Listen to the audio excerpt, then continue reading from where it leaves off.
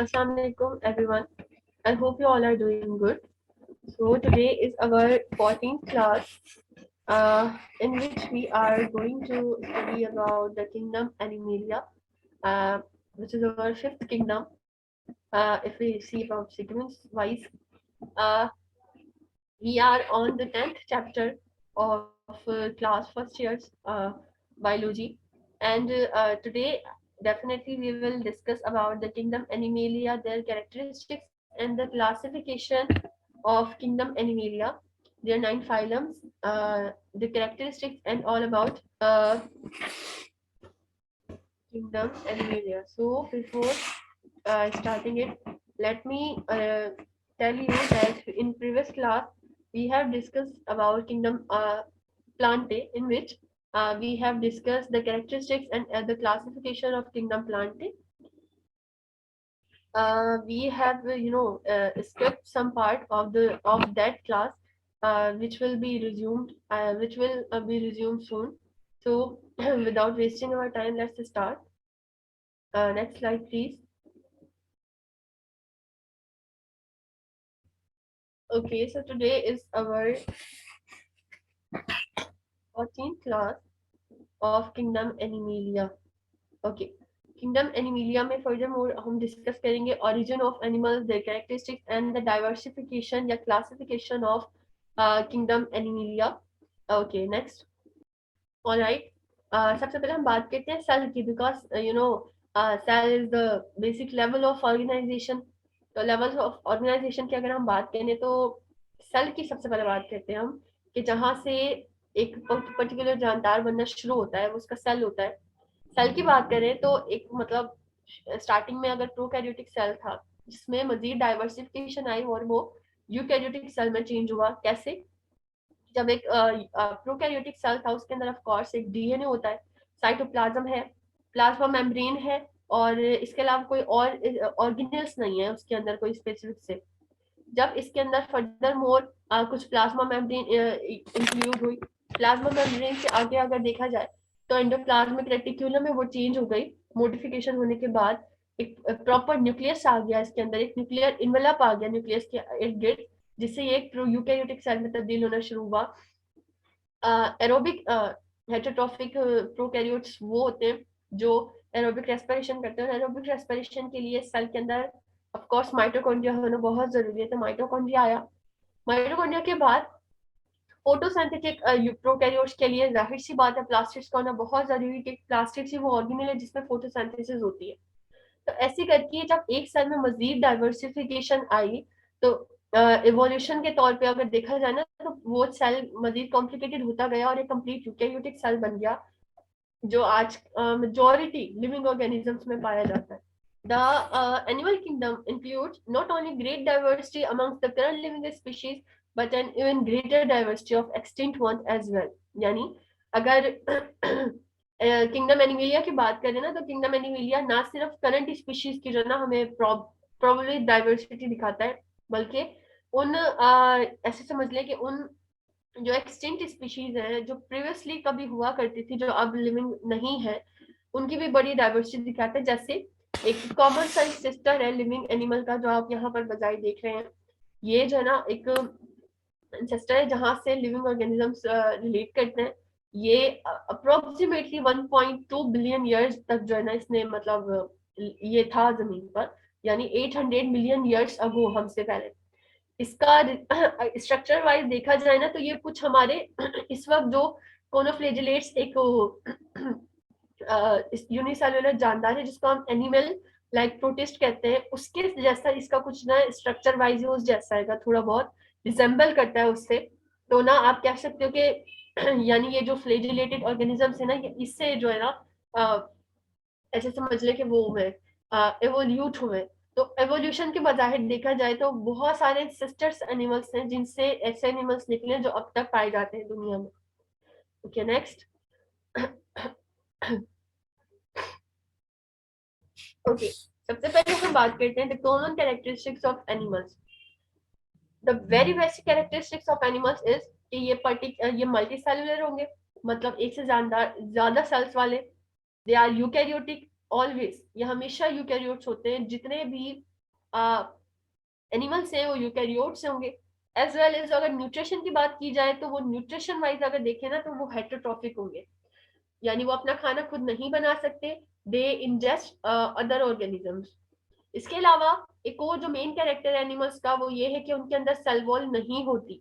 Cell wall के अलावा उनके ऊपर जस्ट एक सेल मेम्ब्रेन होती है जो उनके इर्द गिर्द सराउंड कर रही होती है। इसके अलावा दो किस्म के स्पेशल टिश्यूज जो पाए जाते हैं एनिमल्स में, वो ये नर्वस होता है और मसल्स टिश्यूज है। इसके अलावा बहुत ज्यादा एनिमल्स या तमाम animals sexually as well as जो है ना सेक्सुअली भी रिप्रोड्यूस करते हैं, पर मोस्ट एनिमल्स ना सेक्सुअली रिप्रोडक्शन करते हैं, मतलब जिसमें डिप्लॉयड स्टेज डोमिनेंट होती है। इसके अलावा जितने एनिमल्स हैं उनके अंदर कॉइलम होती है, कॉइलम हम कहते हैं इंटरनल बॉडी कैविटी को। तो ये कुछ मेन कैरेक्टरिस्टिक्स हैं एनिमल्स के। Next, okay, let us talk about the classification of animals. The classification is based on the structural and developmental similarities of animals. मतलब एनिमल्स में क्या चीज स्ट्रक्चरली भी सेम है और डेवलपमेंटल में, अगर डेवलपमेंट के थ्रू देखी जाए इस तरीके से जानदार एक दूसरे से रिलेट कर रहे हैं। तो यहाँ से सबसे पहले हम बात करते हैं स्ट्रक्चरल सिमिलैरिटीज। सिंपली क्या होता है, the symmetry of their bodies और लैक ऑफ इट, मतलब हर एक जानदार की एक पर्टिकुलर साइमेट्री होगी।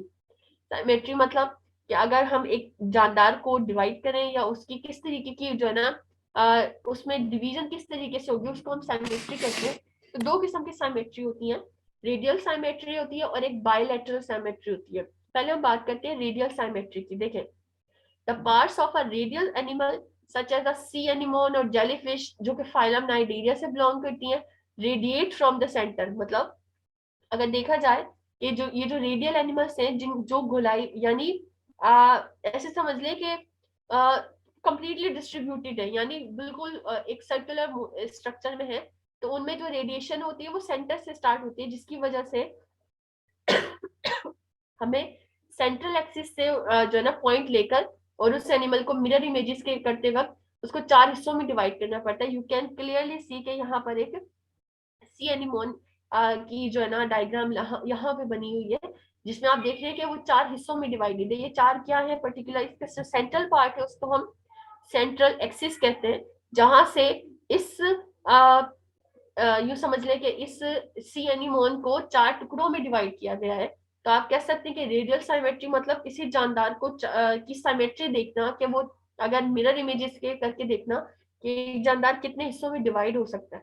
नेक्स्ट,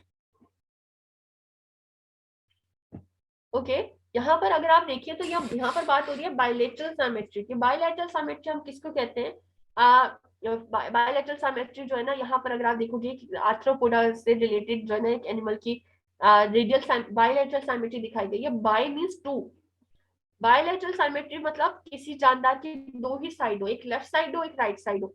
तो अगर उसको हम बीच से कट करेंगे तो तब उसकी वो इक्वल हाफ में डिवाइड होगा। आप यहाँ पे क्लियरली देख सकते हो, ये जो लोबस्टर है इसको बिल्कुल सेंटर से डिवाइड करेंगे तो एक इसके राइट साइड हो जाएगी एक लेफ्ट साइड हो जाएगी। तो ये क्लियर है कि अगर हम इस जानदार को इसकी साइमेट्री देखने के लिए इसको कट करें तो ये कितने हिस्सों में डिवाइड होगा, दो हिस्सों में डिवाइड होगा। तो दो हिस्सों में यानी बायलैटरल साइमेट्री के तौर पे इसको डिवाइड कर दिया जाएगा। तो इस तरीके से हम किसी भी जानदार की सिमेट्री देखते हैं, यानी उसका की स्ट्रक्चर देखते हैं कि वो किस हिस्से में डिवाइड मजीद हो सकता है। ओके, नेक्स्ट,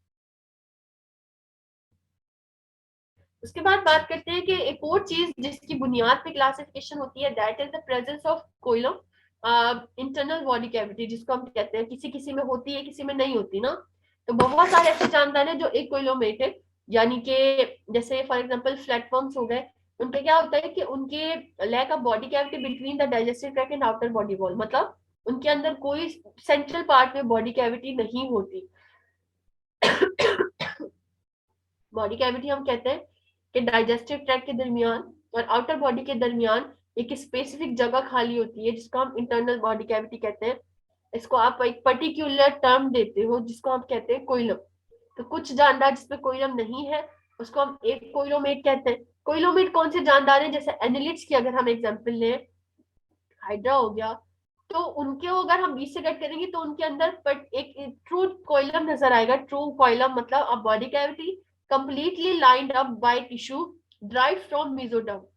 यानी जानदार में अगर देखा जाए तो स्पेसिफिकली इसके सेंट्रल पार्ट में स्पेसिफिक जगह खाली होगी, या आप ऐसे बोल लें कि जो है ना रीजन खाली होगा, इसको हम कह सकते हैं कि जो है ना ये वो है कोइलम है।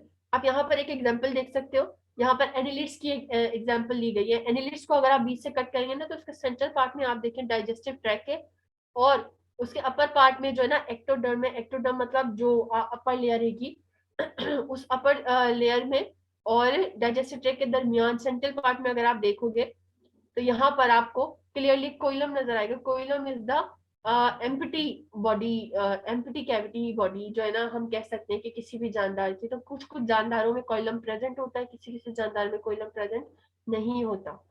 ओके नेक्स्ट, अब बात करते हैं कि डेवलपमेंटल सिमिलैरिटीज जानदार में किस तरीके की हो सकती है। देखिए हर embryonic pattern of cell movement and specification अगर देखी जाए तो जब भी कोई स्पर्म फर्टिलाइज होता है एक के साथ तो ऑफकोर्स जाइगोट बनता है। फर्दर मोर जब उस जाइगोट के अंदर डेवलपमेंटल फेसेस चलती हैं तो वो जाकर एक एम्ब्रियो में तब्दील होता है। तो जाइगोट का एम्ब्रियो में तब्दील होने तक उसके अंदर दो चीजें होती हैं, एक तो क्लीवेज होती है और एक ग्रेस्टुलेशन। क्लीवेज हम किसको कहते हैं? Basically cell divides such that one big zygote cell becomes many smaller cells with identical copies of genetic information forming a hollow blastula। Means cleavage हम कहते हैं कि एक बिग जाइगोट सेल हो, ठीक है, जो कि फर्दर छोटे छोटे सेल्स में डिवाइड हो जाए, सबकी सब आइडेंटिकल कॉपीज हो, जेनेटिक इंफॉर्मेशन उनमें सेम हो, और उनके सेंट्रल पार्ट उनका जो है ना खाली हो, जिसको हम ब्लास्टुला कहते हैं। तो इसको इस प्रोसीजर को हम कहते हैं क्लीवेज, जिसमें कोई जाइगोट छोटे छोटे उसमें वो होता है, डिवाइड होता है फर्दर। गैस्ट्रुलेशन हम किसको कहते हैं? कि जिसमें cells from the outside immigrate inward from forming embryonic tissue layer। The embryo is now called gastrula। मतलब cells जो है ना एम्ब्रियोनिक टिश्यू लेयर में इनसाइड आउटसाइड से इनसाइड जो है ना इमिग्रेट करते हैं। Cells from the outside immigrate inward, inward जो है ना इमिग्रेट कर रहे हैं, मतलब मूव कर रहे हैं, ताकि एक एम्ब्रियोनिक टिश्यू लेयर बनाई जाए। इस अब हम एम्ब्रियो को कहीं, जब किसी एम्ब्रियो के ऊपर एक एम्ब्रियोनिक टिश्यू लेयर आ जाती है तो उस वक्त हम उस एम्ब्रियो को कहते हैं कि वो एक गैस्ट्रुला बन गया है, और इस प्रोसीजर को हम कहते हैं गैस्ट्रुलेशन। आप यहाँ देख सकते हैं। सबसे पहले हम बात करते हैं जाइगोट की। जाइगोट में क्लीवेज हुई, वो फर्दर डिवाइड हुआ, डिवाइड होते होते यही जाइगोट बहुत सारे छोटे छोटे सेल्स में डिवाइड हो गया, जिसके दरमियान में सेंट्रल होल, मतलब ये सेंट्रल से होलो है, मतलब खाली है अगर, तो इसको हम ब्लास्टूला कह रहे हैं। ये ब्लास्टूला में आप यहाँ पर देखेंगे आहिस्ता आहिस्ता कुछ सेल्स इमिग्रेट हो रहे हैं अंदर की तरफ, इसको हम ग्रेस्टुला कह सकते हैं। और ग्रेस्टुला से एक फर्दर मोर एक गैस्ट्रुला बनेगा, जिसमें एक ऊपर ना उसकी एम्ब्रियोनिक टिश्यू लेयर की एक लेयर आ जाएगी एम्ब्रियोनिक टिश्यूज की जो कि इस एम्ब्रियो को अंदर से बाहर से प्रोटेक्ट करेगी। तो इस प्रोसीजर को हम गैस्ट्रुलेशन कह सकते हैं। ओके नेक्स्ट, ओके उसके बाद है स्पेसिफिकेशन ऑफ ब्लास्टोपोर, मतलब माउथ और anus. How does a mouth and anus form in an organism. अगर आप यहाँ देख रहे हैं कि अगर यहाँ पर बात करें प्रोटोस्टोम की, जैसे मोलिस्कस हो गया, एनिलिड्स हो गया, आर्थ्रोपोड्स हो गए, इनके अंदर सिंपली क्या होता है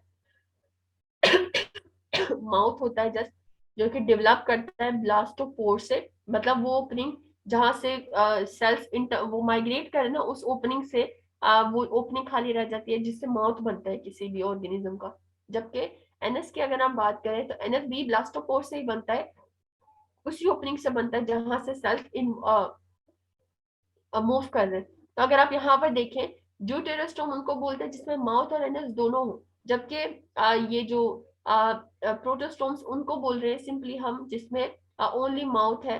तो इस तरीके से जो है ना इनकी जो है ना डाइवर्सिफिकेशन हुई भी है माउथ और एनएस के बेस पे, कि वो किस तरीके से बन रहे हैं। इसी ब्लास्टूला से सबसे पहले माउथ और एनएस की फॉर्मेशन होती है।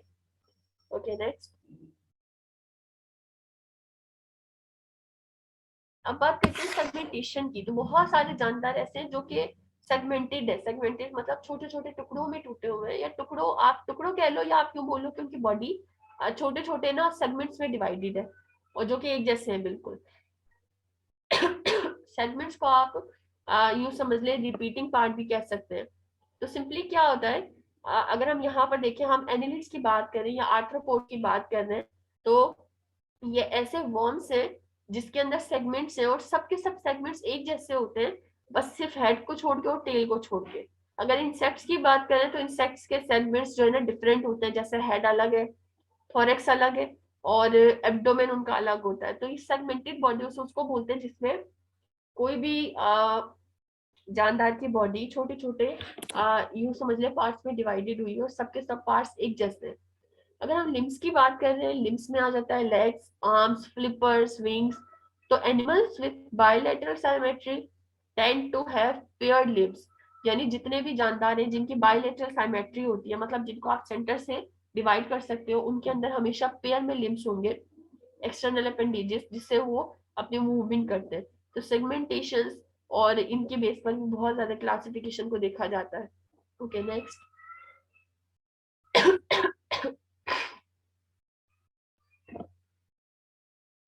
उसके बाद बात करते हैं प्रेजेंस ऑफ बैकबोन और नोट। बहुत सारे जानदारों में बैकबोन है, बहुत सारे जानदारों में बैकबोन नहीं भी है। तो बैकबोन की बेसिस पे भी जानदारों को क्लासिफाई किया गया है, जैसे some are vertebrates while some are invertebrates. Vertebrates की बात कर रहे हैं, फिशेज है, एम्फीबियंस है, रेप्टाइल्स है, बर्ड्स है, मैमल्स है, ये सब के सब वर्टिब्रेट्स हैं, while others are invertebrates। Vertebrates में स्कल भी होता है और बैकबोन भी होता है प्रॉपर। उसके अंदर एक कंप्लीट स्केलेटल फीचर होता है जो कि उसके इंटरनल नर्वस सिस्टम को प्रोटेक्ट करता है। ब्रेन का क्या काम होता है, ब्रेन का काम होता है कि पूरी जो है ना स्कल का क्या काम है, ब्रेन को प्रोटेक्ट करना, और वर्टिब्राई का काम है स्पाइनल कोड को प्रोटेक्ट करना। तो ब्रेन और वर्टिब्रेट्स, ये दोनों चीज, वर्टिब्राई, ये दोनों की दोनों चीजें वर्टिब्रेट्स में बहुत ज्यादा जरूरी है for the protection of internal body structure. अगर इनवर्टिब्रेट्स की हम बात कर रहे हैं, इनवर्टिब्रेट्स में आते हैं सी एनिमल्स, सी स्टार्स, सी अर्चिन्स, ये सब के सब मेरीन ऑर्गेनिजम्स हैं, जिस जो कि मॉइस्ट हैबिटेट में रहते हैं, और इनके अंदर कोई बैकबोन भी नहीं है, ना तो कोई स्कल है। Okay next. उसके बाद बात करते हैं प्रेजेंस ऑफ लंग्स और नोट। तो पहले लंग्स की बात करें तो some fishes do not have lungs. पहले लंग्स वाले की बात करते हैं। बॉडी फिशेस हो गई जिसको लंग फिश कहते हैं, रेप्टाइल्स हो गए और लैंड एनिमल्स हो गए, सबके सबके अंदर जो है ना लंग्स पाए जाते हैं, यानी लंग्स है, हैव लंग्स और लंग डेरिवेटिव्स। लंग डेरिवेटिव्स किसको बोलते हैं, एयर सैक को बोलते हैं। एयर सैक वो छोटे छोटे यूं समझ ले बलून्स स्ट्रक्चर होते हैं जो लंग्स में मौजूद होते हैं, जिनका काम क्या है, इनहेलेशन करना। मतलब जो भी हम इनहेलेशन कर रहे हैं ना, वो ऑक्सीजन जाके उन सैक्स यानी एयर सैक्स यानी हवा के थैलों के अंदर बंद हो जाता है, जिससे फर्दर मोर वो हमारी मतलब हवा को हमारा ऑक्सीजन जाके बंद ही उस थैलों में होता है। उन थैलों को हम एयर सैक कहते हैं। और इन्हीं यही जो एयर सैक है ये लंग्स के अंदर मौजूद होते हैं। और आप सिंपली कह सकते हो कि जिस भी जानदार में लंग्स होंगे उसके अंदर एयर सैक जरूर होगा। इसके अलावा कुछ ऐसे भी जानदार है जिसमें लंग्स नहीं है, जैसे शार्क्स, रे फिश, लैम्प्री। तो ये लंग्स के थ्रू नहीं, ये गिल्स के थ्रू जो है ना ऐसे समझ ले कि रेस्पिरेशन करते हैं। तो बहुत सारे जानदार के अंदर लंग्स हैं, कुछ के अंदर लंग्स नहीं है, इस बेसिस पर भी क्लासिफिकेशन होती है। Okay next. उसके बाद बात करते हैं the development of water proof eggs. जो वाटर प्रूफ एग्स मतलब कौन ऐसे जो ना वाटर प्रूफ एग्स बनाता है या देता है कैसे, जैसे इसमें एक आता है एमनियोर्स। एमनियोर्स कौन होते हैं, रेप्टाइल्स हो गए, लैंड एनिमल्स हो गए। ये क्या करते हैं, lay waterproof eggs with a shell which allow vertebrates to reproduce on land, यानी वर्टिब्रेट्स इजीली लैंड पर कैसे रिप्रोडक्शन कर सकते हैं, वो एक अच्छा सा मतलब यूं समझ ले कि full protective water proof egg जो है ना देते हैं, जिसके ऊपर एक शेल होता है। शेल का क्या काम है, शेल का काम है इंटरनली जो है ना, जो एम्ब्रियो बन रहा है उसको वो करना, उसको प्रोटेक्ट करना, ठीक है। उसके बाद मेमल्स की अगर हम बात करें, the shell covered egg is replace by internal embryo development. Mammals के अंदर जबकि एग नहीं होता, मेमल्स का क्या काम है, मेमल्स एग नहीं देते, एग के अंदर जो एम्ब्रियो है ना, यूं समझ ले वो इंटरनली डेवलप करता है, उसके ऊपर कोई एक शेल नहीं है। तो ऐसे भी जानदार हैं जो कि वाटर प्रूफ एग्स देते हैं, जबकि मेमल्स एग्स नहीं देते। वो इंटरनली अपने लिविंग अपने जो है ना ऑफस्प्रिंग्स को अपने अंदर डेवलप करते हैं। Okay next. उसके बाद मोडिफिकेशन ऑफ स्केल्स की बात कर रहे हैं। कुछ ऐसे एनिमल्स हैं जो स्केली हैं, मतलब जो जिनके ऊपर स्केल्स है, और कुछ ऐसे एनिमल्स हैं जिनके ऊपर फर है, हवा फर है, हेयर्स है, फीदर्स हैं, ये सारी चीजें। स्केली एनिमल्स की अगर हम बात करें, रेप्टाइल्स हो गए, इन ये क्या है, स्केली स्किन होती है जो कि सेंसिटिव होती है हीट से।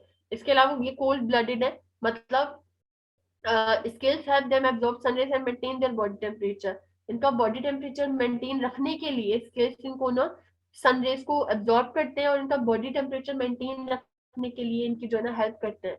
तो स्केल्स का भी एक प्रॉपर यूं समझ लें कि काम है जो इस जानदारों के ऊपर पाया जाता है।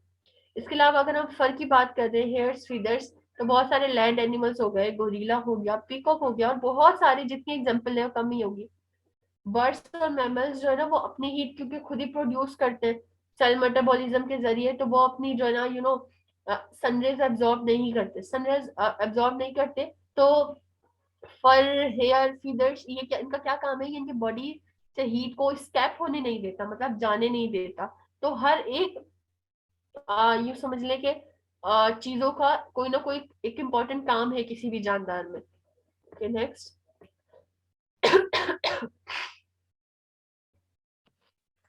क्वेश्चन इज कि what animals do to survive. Animals किस तरीके से सर्वाइव करते हैं। अगर एवोल्यूशन वाइज देखा जाए, लंबे अरसे से अगर एवोल्यूशन एनिमल्स के अंदर देखी जा रही है, they feed, they inspire, they they do circulation of nutrients and oxygen, they excrete food, they respond to environment, they move to food and away from harm, they reproduce। तो ये सारे main characteristics हैं किसी भी animal के, जो कि वो स्पेसिफिकली करते हैं। उनका काम सिर्फ क्या है, फीड भी करना, रिस्पायर भी करना, ये तमाम चीजें हैं जिसके जरिए से कोई भी एनिमल इजीली सरवाइव कर सकता है। Okay next.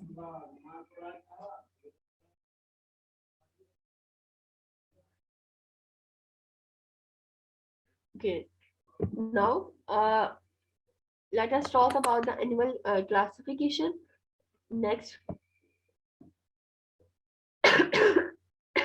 Okay, you can see that the kingdom Animalia is further divided into 9 kingdoms: Kingdom Porifera, Kingdom Nidaria, Kingdom Platyhelminthes, Kingdom sorry, these are not kingdoms, really sorry, these are the phylum. Phylum Porifera, Phylum Nidaria, Phylum Platyhelminthes, Phylum Nematoda, Phylum Annelids, Phylum Arthropoda, Phylum Mollusca, Phylum Echinodermata, and Phylum Chordata. These are the 9 kingdoms of Kingdom Animalia. These are the 9 phylums of Kingdom Animalia. वैसे अगर देखा जाए तो kingdom animalia के 30+ जो है ना phylums हैं, पर जो मोस्ट कॉमन डाइवर्सिटी है लिविंग ऑर्गेनिजम्स की, उनकी स्पीशीज के, वो इन्हीं 9 के अंदर पाई जाती है। तो एक एक करके हम इनको डिस्कस करते हैं। Okay next. ओके सबसे पहले हम बात करते हैं वर्टिब्रेट्स और इनवर्टिब्रेट्स, बिकॉज किसी भी जानदार को क्लासिफाई करने के लिए जो मेन जो कैरेक्टर देखा जाता है वो ये देखा जाता है कि इधर ये वर्टिब्रेट है या ये इनवर्टिब्रेट है। तो इनवर्टिब्रेट्स जो है ना वो 8 फाइल है, जितने भी 8 फाइल है सबके सब इनवर्टिब्रेट्स हैं। सबके अंदर इंटरनल कोई पर्टिकुलर स्केलेटन नहीं है, किसी के अंदर एक्सोस्केलेटन है, किसी के ऊपर और शेल वगैरह है, पर एक स्पेसिफिक इंटरनल स्केलेटन नहीं है, और सबके सब इनवर्टिब्रेट्स है। जबकि वर्टिब्रेट्स अगर देखा जाए तो वो सिर्फ एक फाइलम है, कॉर्डेट्स। कॉर्डेट्स जो है वो उनके अंदर इंटरनल स्केलेटन भी है, जो बोन्स का, कार्टिलेज का बना हुआ है, और ये वर्टिब्रेट्स है, यानी इनके जो है ना बैकबोन होती है। तो सिर्फ एक फाइला वाले जानदार जो है ना वो वर्टिब्रेट्स है, बाकी सबके सब इनवर्टिब्रेट्स है। Okay next. ओके, सबसे पहले बात करते हैं फाइलम पॉरीफेरा की। फाइलम पॉरीफेरा हम इसको इसलिए कहते हैं because they bear pores. Pore bearing जो है ना, ये ऑर्गेनिजम्स हैं, ये फिल्टर फीडर्स हैं, मतलब ये चीजों को ना फीड करके और खाते हैं। इनका जो ये एसाइमेट्रिकल है, मतलब इनकी कोई साइमेट्री नहीं है। अगर देखा जाए, feed and get rid of waste through diffusion, ये खाते भी डिफ्यूजन के जरिए और वेस्ट भी अपना जो है ना डिफ्यूजन के जरिए वो एक्सक्रीट करते हैं। ये सिजाइल है, नॉन मोटाइल है और attach to surface while living. ये जब तक जिंदा रहते हैं ना, तब तक ये एक स्पेस पे एक ना, ये समझ ले सरफेस पे लगे रहते हैं। तो ये नॉन मोटाइल है, बिल्कुल नॉन मोटाइल है, प्योर। और एग्जाम्पल्स में इसकी जो मोस्ट कॉमन एग्जाम्पल है वो स्पंजेस है। स्पंजेस जो है आप यहाँ पर डायग्राम में देख रहे हैं कि स्पंजेस हैं जो कि ना मेरीन एक जानदार है। Okay, next. The second phylum is phylum Cnidaria. Phylum Cnidaria में ना टेंटिकल्स निकले हुए होते हैं, स्टिंगिंग टेंटिकल्स बोलते हैं। आप यहाँ पर इसकी डायग्राम, इसकी जो है ना पिक्चर्स में अगर आप देखें तो टेंटिकल्स मतलब छोटे छोटे वो यूँ समझ ले कोई नोकीली सी जो ना स्ट्रक्चर्स निकल रहे होते हैं, जिसको हम कह रहे हैं कि टेंटिकल्स। तो इनके अंदर से टेंटिकल्स निकल रहे हैं, एज वेल एज कि ये जो है ना अपने स्टन प्री विद टॉक्सिन्स, यानी इनमें से एक जहर निकलता है जिससे ये अपना शिकार यानी प्री को जो है ना ये खा लेते हैं। Prey is drawn into mouth and dissolve digested. ये क्या करते हैं, सिंपली अपने शिकार को खा के और माउथ के जरिए खा के, और उसको वो प्रे जो है ना अंदर जाकर फर्दर मोर डाइजेस्ट हो जाता है। इनकी रेडियल साइमेट्री है, मतलब इनको 4 टुकड़ों में या 4 हिस्सों में जो है ना, जो समझ लें इनकी बॉडी डिवाइड हो सकती है। और इसमें मोस्ट कॉमन एग्जांपल्स आती हैं कोरल्स, जेलीफिश हो गई, सी एनिमोन्स हो गए। ये जितनी भी यहाँ पर आप देख रहे हो ये सी एनिमोन्स हैं, जो कि मोस्ट कॉमनली ओशंस में, सीज में होते हैं। तो ये सब के सब फाइलम नाइडेरिया से बिलोंग करते हैं। Okay, next. उसके बाद बात करते हैं फाइलम प्लेटी हेलमेंथस। प्लेटी हेलमेंथस आप सिंपली कह लो कि फ्लैटवर्म्स को कहते हैं हम। फ्लैटवर्म्स हो गए जिसमें one opening for injection and elimination, जिसमें एक ही ओपनिंग हुई हुई है इंजेक्शन के लिए भी, एलिमिनेशन के लिए भी। जैसे हमने पीछे अभी अभी ये बात डिस्कस की, इसमें माउथ और एनएस सिर्फ जस्ट एक ओपनिंग है, जो कि माउथ का भी काम कर रहा है और एनएस का भी काम कर रहा है। इसके अंदर नर्वस सिस्टम होता है पर प्रिमिटिव, मतलब कंप्लीट नहीं है। ये जो है ना अपनी जो एक्सचेंज ऑफ गैसेस है वो सिंपली डिफ्यूजन मेथड से करते हैं, मतलब डिफ्यूज करके बॉडी से जो है ना गैसेस को या चीजों को डिफ्यूज करके इस तरीके से करते हैं। इसके अलावा साइमेट्रिकल देखा जाए तो ये बायलेटरल साइमेट्री रखते हैं, मतलब इनको आप दो इक्वल हाफ में डिवाइड कर सकते हैं। इसके एग्जाम्पल्स में प्लेन एरिया आता है, फ्लूक आता है, टैपवर्म आता है। यहाँ पे जो आप पिक्चर देख रहे हैं ये एक जो है ना प्लेन एरिया है, जो कि मोस्ट कॉमनली पानी में होता है। Okay, next. उसके बाद बात करते हैं फाइलम एनेलिडा की। फाइलम एनेलिडा सेगमेंटेड वर्म्स है। हमने पीछे अभी सेगमेंट्स की बात की कि किसी की अगर बॉडी एक जैसे पार्ट्स में डिवाइड हुई भी उसको हम सेगमेंट्स कहते हैं। तो सेगमेंटेड वर्म्स है ये भी। इसका हर एक सेगमेंट के अंदर नर्वस, सर्कुलेटरी, एक्सक्रीटरी और मस्कुलर सिस्टम लगा हुआ है हर एक सेगमेंट के अंदर। इसकी भी बायलेटरल सिमेट्री है। और फर्स्ट ऑर्गेनिज्म है जिसका बॉडी सिस्टम बहुत कॉम्प्लेक्स है। इसमें मोस्ट कॉमन एग्जांपल्स आती हैं लीच, अर्थवर्म्स, ये सारी चीजें। नेक्स्ट। और अगर अर्थवर्म की बात करें, अर्थवर्म को हम ना हम कहते हैं कि they are friends of humans, क्योंकि अर्थवर्म जो है वो हमारी सॉइल फर्टिलिटी बढ़ाते हैं, जिससे हमारे प्लांट्स जो है ना बड़े अच्छे ग्रो करते हैं। इसलिए हम अर्थवर्म को कहते हैं कि ये हमारे लिए काफी बेनिफिशियल है। उसके बाद फिफ्थ फाइलम है, that is Nematoda, phylum Nematoda. इनके अंदर राउंड वर्म्स आते हैं, जो कि जिसकी लॉन्ग सी बॉडी होती है, सिलेंड्रल बॉडीज होती है, जिसके अंदर होलो यानी अंदर से बिल्कुल होलो है, और इनकी बॉडी कैविटी में फ्लूइड फिल हुआ हुआ है। होलो है तो फ्लूइड फिल्ड है। इसके साथ साथ फ्री लिविंग है, जमीन पर पाए जाते हैं, फ्रेश और सॉल्ट वाटर में भी हो सकते हैं ये। इसके अलावा इनकी मेजोरिटी स्पीशीज जो है ना, आप यूँ समझ लो वो पैरासाइटिक है। मतलब अगर हम किसी अपने फूड में, अपने किसी किसी भी XYZ इनटेक ऑफ फूड में के दौरान हम इसको अगर खा लें, अगर मिस्टेकली, तो ये हमारे अंदर जाकर बहुत ज्यादा सीरियस डिजीज कॉज करते हैं, यानी ये पैरासाइट्स हैं हमारे अंदर, ये रहते हैं काफी टाइम तक। तो ये वो स्पीशी है जो कि बहुत ज्यादा पैरासाइटिक है। इसमें एस्केरिस आते हैं, हुकवर्म्स आते हैं, पिनवर्म्स आते हैं, ये सारे राउंडवर्म्स आते हैं, ये सारी की सारी चीजें इस फाइलम नेमाटोडा में आती हैं। Okay next. Okay next slide please.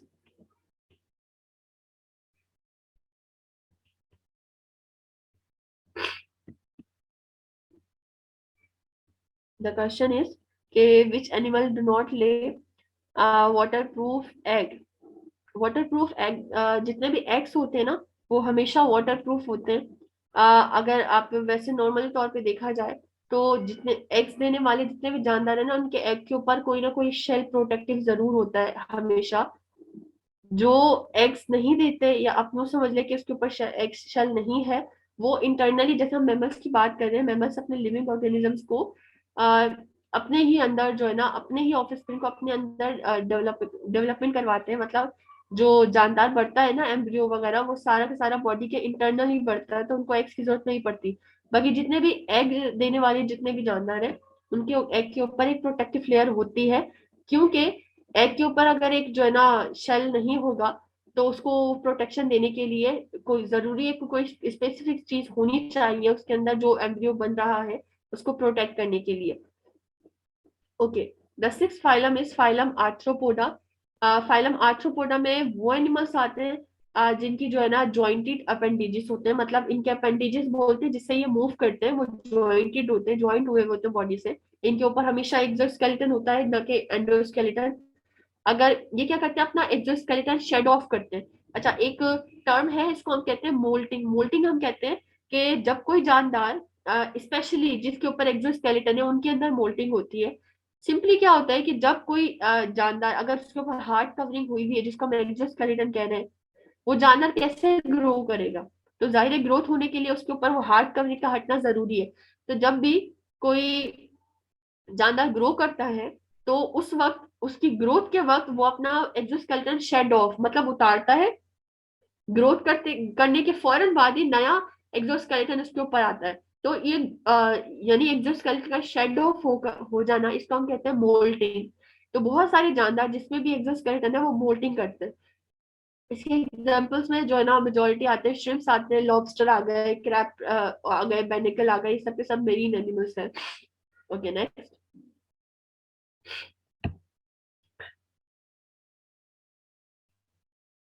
उसके बाद है फाइलम मोलस्का। फाइलम मोलस्का, आप कह सकते हो कि are have a soft body. There are three classes, gastropods, bivalves और सेफेलोपोड्स। अगर हम उसकी बात करें, मोस्टली जो है ना इसके ऊपर एक्सटर्नली शेल होता है, इसके अंदर बायलैटरल सिमेट्री है। और जो सेफेलोपोड्स है वो एक्सटर्नली इंटेलिजेंट होते हैं। इसमें स्नेल है, यूं समझ लीजिए जो स्क्विड है, ये सबसे ज्यादा मोस्ट कॉमन पाया जाने वाला है। ऑक्टोपस आ गया, क्राम्स आ गया, ये सब के सब मेरीन ऑर्गेनिजम्स हैं जो फाइलम मोलस्का में आते हैं। और इनके ऊपर हमेशा एक एक्सटर्नल शेल होगा मेजोरिटी में। Okay next.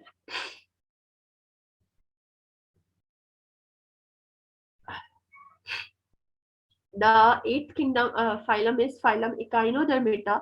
फाइलम इकाइनोडर्मेटा की जो बॉडीज होगी ना वो स्पाइनी होगी, मतलब स्पाइंस छोटे छोटे से निकल रहे होंगे।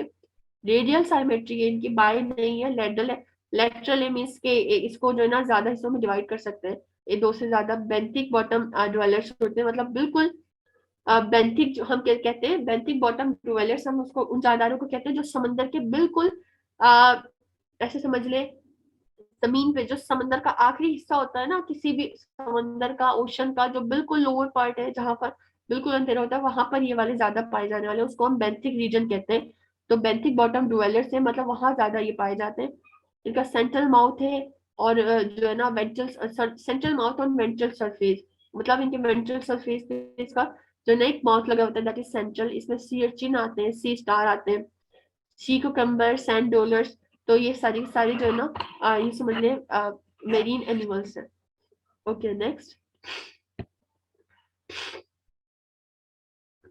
The ninth kingdom that includes all the vertebrates are is phylum Chordata. Phylum Chordata is basically contain all the living organisms that have a backbone. Backbone का क्या काम है? स्पाइनल कोड को प्रोटेक्ट करना। मैंने आपको पहले भी बताया कि जितने भी वर्टिब्रेट्स होंगे उनमें स्कल तो है एज वेल एज वर्टिब्राई है। स्कल का काम क्या है? ब्रेन को प्रोटेक्ट करना। जबकि इनकी जो वर्टिब्रेट है उसका काम क्या है? इंटरनल मौजूद जो स्पाइनल कोड है उसको प्रोटेक्ट करना। तो ये फाइलम कॉर्डेटा में जितने भी आगे फर्दरमोर क्लासेस आएंगी उसमें यही सारी चीजें जो है ना पाई जा रही हैं। और वर्टिब्रेट्स सबके सब है, इनके अंदर सबसे ज्यादा वेल डेवलप्ड नर्वस सिस्टम पाया जाता है। और contain animals that we are most familiar with, मतलब फाइलम कॉर्डेटा में मेजोरिटी ऑफ एनिमल्स आते हैं जो कि हमारे लिए मोस्ट कॉमन है। जैसे हम फिशेस की बात करें, मैमल्स की बात करें, रेप्टाइल्स की बात करें, एम्फीबियंस की बात करें, बर्ड्स की बात करें, these are the very most commonly जो हमारे यहाँ इर्द गिर्द या हमने देखे हुए होंगे यकीनन। तो ऐसे जानदार जो है वो फाइलम कॉर्डेटा में आते हैं जो मोस्ट फेमिलियर है हमारे। जैसे बर्ड्स हो गए, जितने भी मैमल्स हैं, मैमल्स हम कहते हैं the organisms that have mammary glands. तो ऐसे जानदार जिनमें मेमोरी ग्लैंड्स हो to feed their baby their offspring, उनको हम मेमोरी मैमल्स कहते हैं। बर्ड्स की कैटेगरी है इसमें। इसमें रेप्टाइल्स आते हैं, रेप्टाइल्स जो लिजर्ड्स हो गए, इसमें स्नेक आ गया है, एज वेल एज एम्फीबियंस आ गए जिनकी डुअल लाइफ होती है। फिशेस आ गई हैं जो एक ही स्पेसिफिक वाटर में रहती हैं और गिल्स के थ्रू रेस्पिरेशन करती हैं। तो फाइलम कॉर्डेटा जो है ना इसमें मतलब मोस्ट डाइवर्स फाइलम है इन तमाम फाइलम्स में। Okay next.